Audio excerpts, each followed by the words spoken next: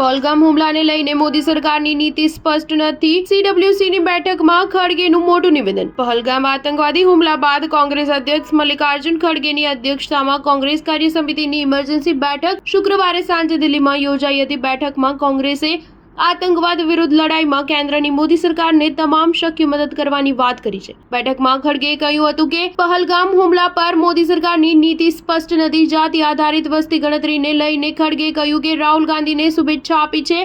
ખડગેએ કહ્યું કે દેશની એકતા અને અખંડતામાં જે અડચણરૂપ બનશે તેના વિરુદ્ધ સૌ સાથે મળીને કડકાઈથી લડીશું. આખું વિપક્ષ આ મુદ્દે સરકારની સાથે ઊભું છે. આ સાથે ખડગેએ આરોપ લગાવ્યો કે પહલગામ હુમલા બાદ પણ મોદી સરકાર તરફથી કોઈ સ્પષ્ટ રણનીતિ સામે આવી નથી. રાહુલ ગાંધીએ કાનપુરમાં શુભમ દ્વિવેદીને પરિવારજનો સાથે મુલાકાત કરી છે. સાથે જ સરકાર સાથે માર્યા ગયેલા લોકોને શહીદનો દરજ્જો અને સન્માન આપવાની માંગ કરી છે. જાતિ આધારિત વસ્તી ગણતરીનો સરકારે નિર્ણય લેતા ખડગેએ રાહુલ ગાંધીને શુભેચ્છા પાઠવી છે. ખડગેએ કહ્યું કે રાહુલ ગાંધીને જાતિ આધારિત વસ્તી ગણતરીને લઈને અવાજ બુલંદ કરી અને અડગ રહ્યા. મજબૂરીમાં કેન્દ્ર સરકારે જાતિ આધારિત વસ્તી ગણતરીનો નિર્ણય લેવો પડ્યો. સ્ટાર ન્યૂઝ 7 હંમેશા સચ્ચાઈની સાથે.